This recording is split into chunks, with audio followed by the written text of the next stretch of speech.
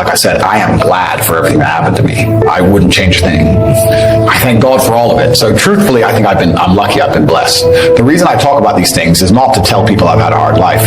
It's to make it clear to people who are complaining about their own lives that the bad things that are happening to you are what you need to become the man that you want to be. I can't talk about women because I'm not one. I actually think trauma is terrible for women because it masculinizes them. They become cold.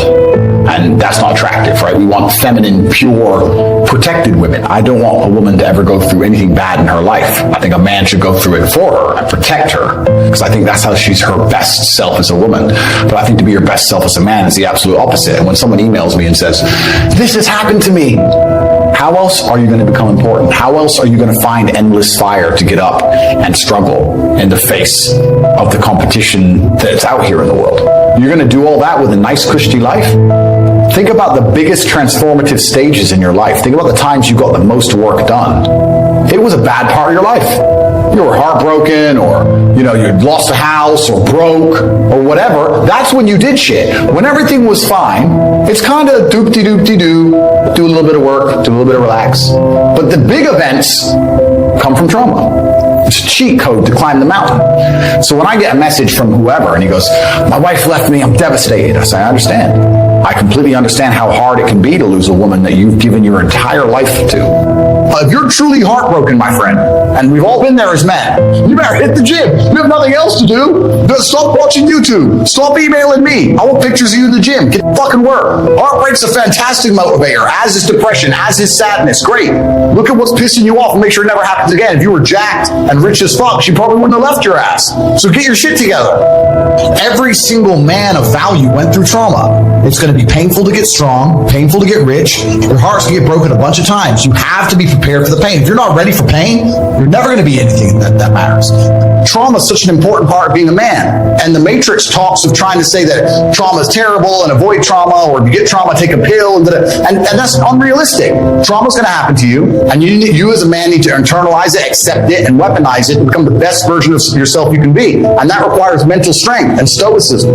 You need to leave therapy immediately. There is nothing more destructive to the male psyche than sitting down and complaining and crying about your problems to somebody who has their own problems, which they do not even disclose to you. They sit there as if there's some godlike individual who doesn't have their own mistakes, aren't arguing with their own wife, don't have their own bills to pay. And you sit there trying to elicit sympathy, elicit understanding, automatic submission to some idiot with a piece of paper, a PhD he got from a bullshit university. You are dulling your sword because you're complaining that your own sword might cut you. But it's your sword that cuts your enemies. You're denying who you are. You're denying all of the things that made you you.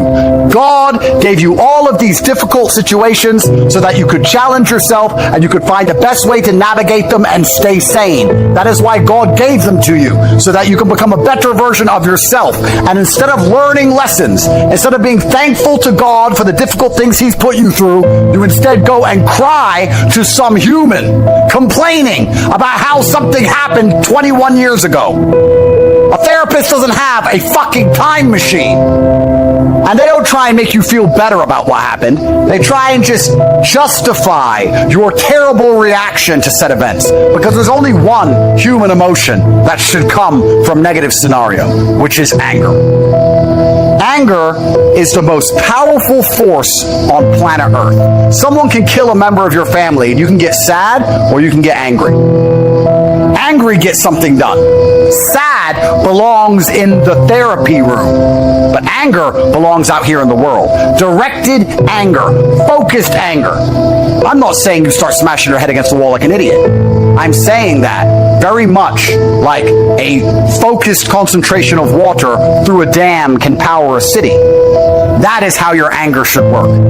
You should focus it in the exact direction it needs to go to solve the problem. If you're poor, get angry. If your woman left, get angry. Don't get angry at her for leaving. Get angry at yourself for being left. Don't get angry at the world you're poor. Get angry at yourself because you can't afford all the things you want.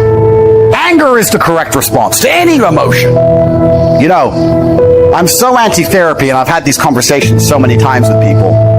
Their answer is that I need therapy, supposedly. If I need therapy, how come every single person on the planet knows my name? How come every single time I walk in the room, they're like, Mr. Tate, and everyone starts going, Trump G, and getting cameras out? How come I'm an international celebrity with hundreds of millions of fucking dollars? How come when I was thrown in jail and put in a Romanian dungeon for 4 months to stare at the wall, I came out perfectly fine and still destroyed the mainstream media in all of their setup interviews in a way you could never do? How come I'm so monumentally successful and my women never turned on me and all I do is win, and you're telling me that I need therapy while you're in therapy and you're a nobody? I don't need therapy.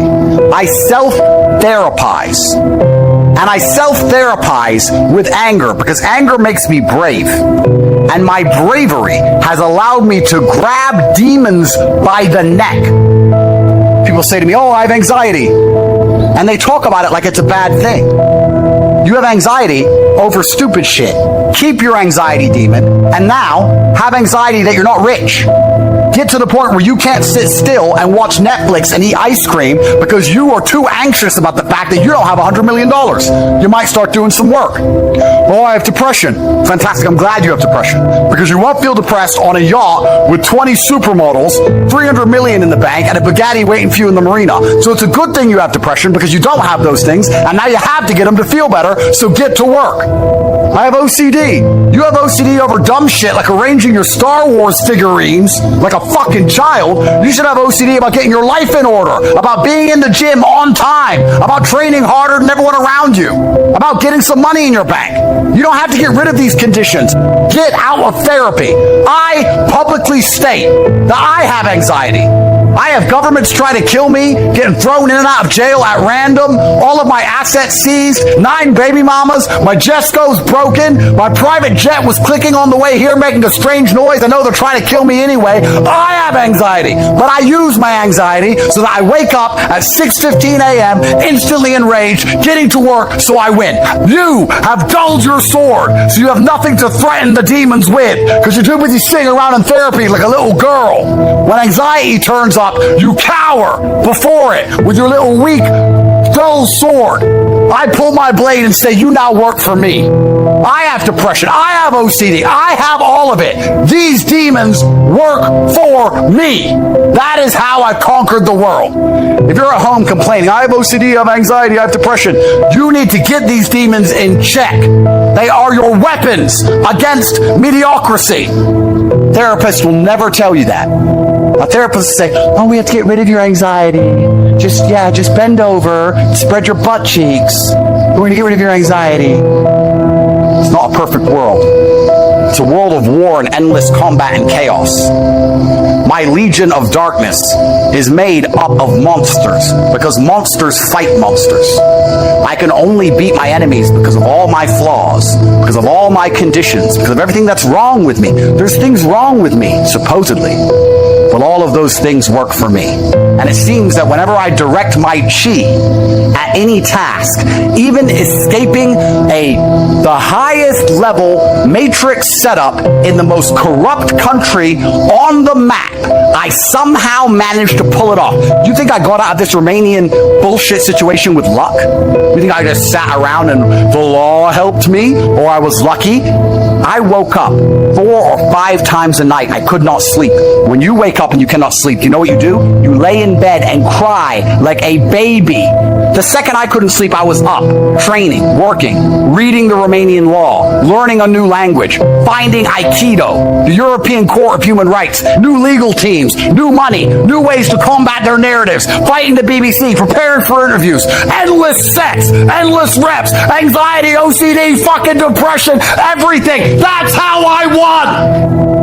You need to get very comfortable and very used to the idea of understanding that on your path to greatness, there are going to be long periods of time where you hate what you are doing, where you are dissatisfied with the actions you must undertake, where you are tired, where you are stressed. That is why most people won't make it. If the path was easy, everybody would walk it and it would lead nowhere. 100 people start the path, 99 fall off because it is difficult, and the one person who makes it to the end gets the gold. If all 100 made it to the end and the gold was was divided by 100, it wouldn't even be worth anything. The difficulty gives it value. The fact that it is difficult to do is the key component into the fact you want it in the first place. If it wasn't difficult, everyone would have it and you wouldn't want it because no one would respect it. It's supposed to be hard. Life is supposed to be hard. You're supposed to think this is terrible and smile through the pain regardless. Discipline is the key to success in all realms as a man. And if you lack it, you stand no chance. You can give most people a roadmap to success. You can give them a Ferrari with a full tank of gas, and a lot of people still wouldn't make the destination because they would say the drive is too far away. There are duties that men must fulfill, whether to God or to your bloodline. Your own father's ashamed of you, and you don't even feel fucking motivated to do shit. If you were to go and look your father in the eye and said, you know what, I could have been a UFC champion, I could have been a multi-millionaire, I could have been a race car driver, I could have been a fucking nuclear physicist, could have done all these things, but I was busy on Pornhub. You think he's gonna be proud of you? As good as I am, I still push myself to the limit every single fucking day. I have every single thing a man could possibly want. I'm still pushing myself. This is your prerogative as a man, but you need to be instilled with a sense of duty to your bloodline. You must want it. You need to want it deep inside your soul. I can't die as anything less than emperor. And I think you're only going to be happy if you're conquering. But if you're living a semi-comfortable life and your mother is nice to you and you're not under any pressure and the Matrix is telling you it's fine to just be average, well, then you're going to be sitting there being average. I was never comforted. I was never given an easy life. I never had anyone in my life who was saying, don't worry, Andrew, it's okay. I was told the opposite all the time. I don't know if the fire inside of me is any bigger than it is inside of every other man. And I think that every man at home watching this, if they don't have the things they want in life, should feel a degree of resentment towards themselves or disappointment, understanding that they have the same desire and drive that I have. They just allowed themselves to be psyoped out of it. They've allowed the Matrix or whoever to convince them it's okay to not be the man they could be. And I never allowed anybody to do that to me. And I think that the correct mental model for men to have is a degree of stoicism and not to be too concerned with even how they feel. If I woke up today and happy, I would have done this interview with you. If I woke up today sad, I would have done this interview with you. Why put so much importance on my emotion if certain things must be done? I must work, I must train, I must resist the Matrix. I've got things to do. So why are we going to sit around and talk about how I feel if it doesn't even affect how I act? And the masculine world is hyper-competitive. All the women want few men at the top. It's hyper-competitive. So if you're competing against every other man for every dollar you make, every girl you see, the car you drive, the life you live, you're not going to be able to compete with the person who performs regardless of how they feel if you only compete when you feel like competing. Making things happen is the masculine essence to how you should approach the world. If you're a man, you sit there and go, oh my God, it's so cold and it rained on me. A woman's going to think you're gay. And she's right. A real man, he will go out there and do and happen to things. He won't have things happen to him. He doesn't take things because that's feminine. So you're here trying to take things from the universe, whether they are good or bad. That is feminine. You need to go and you need to give to the universe. You need to give. And then there will be a reflection and equal and opposite force, Newton's third law, and you will be monumentally rewarded. You have to go and get things. You have to show that you deserve them. And you should be very careful when you talk in general, talking about things happening to you. So I could say to a woman, the Romanians locked me up and put me in jail and took all my cars. Instead I say, I told the truth against the Matrix and they feared me, so they counterattacked. They didn't do shit to me. I did it to them. And when they counterattacked, I used it as an opportunity to do more push-ups than ever before. I've never done so many daily push-ups in jail. And I became a more formidable opponent. I became a better version of myself. So who won? I'm still breathing. I'm still renowned. Who won here? I won. I got to explore a brand new level of the map. I got a brand new experience. I got to build further on my mental fortitude. What did I lose? Some money? You're not strong. You don't love anybody. If you love your women and you love your children, you're strong. If you sit and say, I love them, but I'm tired. Don't love them that much. Men are based on their utility. We are based on what we can do for others. And if you're weak, you don't have utility. Because the essential and most important utility as a man is to resist enslavement. And weak people can't. That's why weak leaders are the worst. You can't be a good friend to any other man if you're weak. Because you can have the best of intentions for me. But when push comes to shove, you can either do nothing or will sell me out. Weakness is the most disgusting thing on a man. Women smell it. There's a reason they love strong men. And I really believe if you love anybody, you're going to try your very best to become strong. That's not just physically. It's mentally, it's financially, it's in all ways. Life doesn't care about your excuses. The world doesn't stop because you're tired, weak, or emotional. A man is built through discipline, sacrifice, and relentless action. You don't feel like being strong, you become strong. You don't wait for respect, you earn respect. Every day you act like a man, or you get crushed by those who do. So stop whining, stop hesitating, and start living with the power, focus, and aggression it takes to win. Because the truth is simple: if you don't act like a man, you'll be treated like a boy forever.